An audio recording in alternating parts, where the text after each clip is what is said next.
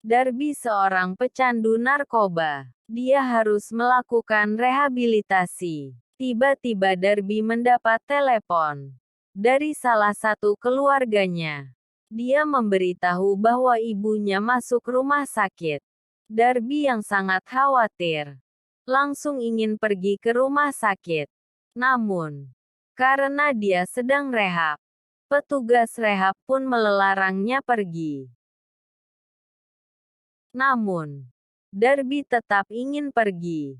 Dia terpaksa pergi diam-diam dan membawa mobil petugas yang ada di sana. Di perjalanan Darby mendapat pesan dari kakaknya bahwa ibunya tidak ingin melihat dia datang ke rumah sakit. Sang ibu sangat kecewa kepada Darby karena dia pecandu narkoba. Malam itu terjadi hujan salju. Polisi menghampiri Darby yang berhenti di tepi jalan. Dia memberitahu bahwa semua jalan ditutup. Darby tidak bisa pergi ke rumah sakit. Lalu Darby berhenti di suatu rumah. Di dalam sudah ada 4 orang yaitu Ed, Sandy, Ash, dan Lars. Mereka semua tidak bisa melanjutkan perjalanan karena salju. Darby yang kebingungan karena tidak ada sinyal, memutuskan untuk keluar, mencari sinyal. Namun, ada yang aneh. Darby mendengar suara dari dalam mobil salah satu orang tadi. Dia memberanikan diri untuk melihatnya. Dan ternyata, ada gadis kecil di dalam mobil itu, sedang disekap. Darby sangat ketakutan. Dia masuk kembali ke dalam rumah dengan cemas. Dia tidak tahu siapa yang menculik gadis itu. Lalu dia pergi ke belakang untuk mencari alat untuk membuka mobil itu. Darby keluar dengan membawa alat itu. Dia bisa membuka mobil. Gadis kecil itu sedang kesakitan. Namun, salah satu pria itu keluar dan masuk mobil. Darby segera bersembunyi. Ternyata dia Lars. Pria aneh. Dia yang menculik gadis itu. Lars menanyakan keadaan gadis itu. Menyalakan mobil agar gadis itu merasa hangat.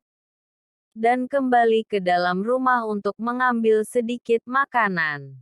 Darby pun cepat-cepat keluar dari dalam mobil.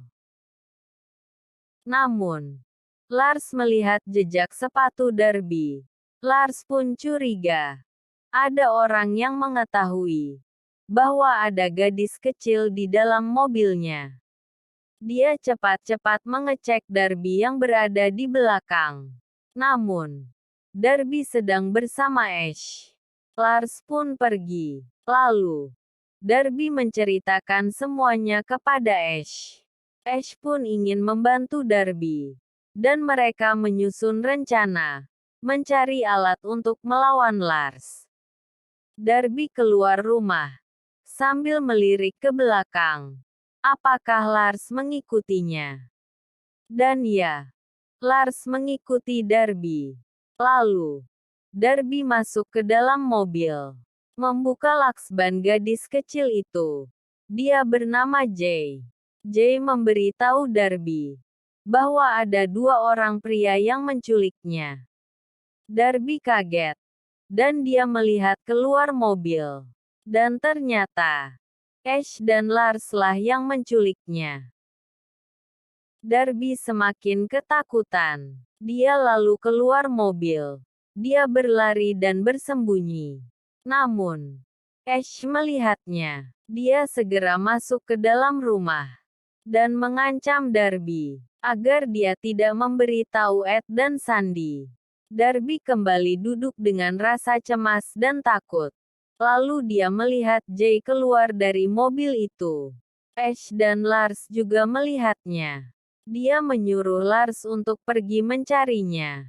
Darby dan Ash pun pergi. Ed merasa kalau ada yang aneh.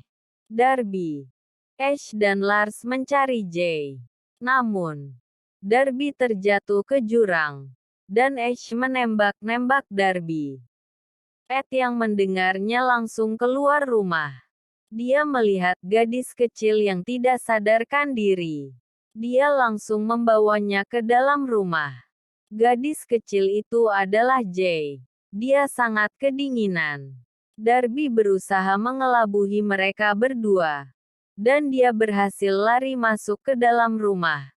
Ternyata Jay sudah ada di dalam rumah itu. Dia memberitahu Ed dan Sandy bahwa Ash dan Lars menculik Jay. Tiba-tiba dari luar rumah Ash berteriak-teriak, meminta mereka mengembalikan Jay padanya.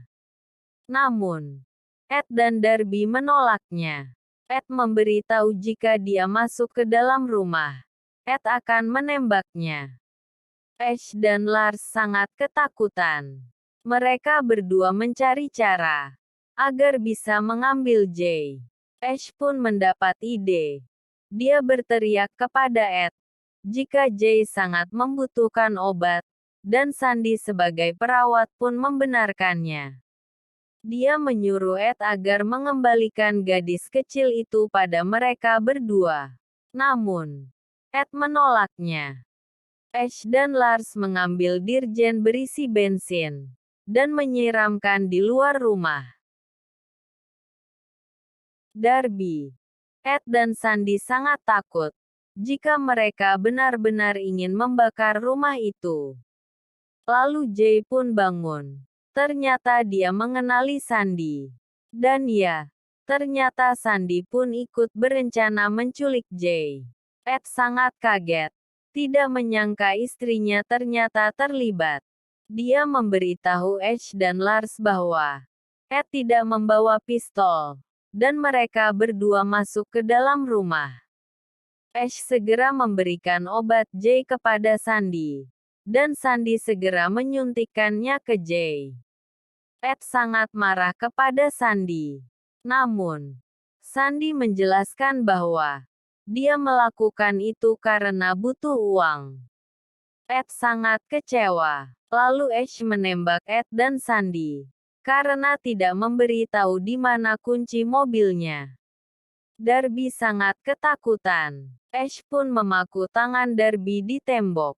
Ash mengancam jika tidak memberitahu kunci itu, dia juga akan memaku tangan Jay. Darby yang melihat Jay ketakutan, akhirnya memberitahu bahwa kunci itu ada di salju belakang rumah. Ash menyuruh Lars untuk mengawasi Darby dan Jay, dan Ash yang akan mencari kuncinya. Darby menyuruh Jay untuk mematikan lampu. Jay berjalan dengan rasa takut. Darby meyakinkan jika Lars tidak akan menembaknya. Darby berusaha membuang paku yang menancap di tangannya. Lalu dia memukul Lars. Ash yang mendengar suara langsung pergi ke dalam rumah. Dia melihat Darby ingin menembak Lars. Darby menyuruh Ash untuk menaruh senjatanya. Namun, Jay memukul Ash. Dan tidak sengaja senjatanya terkena kepala Lars.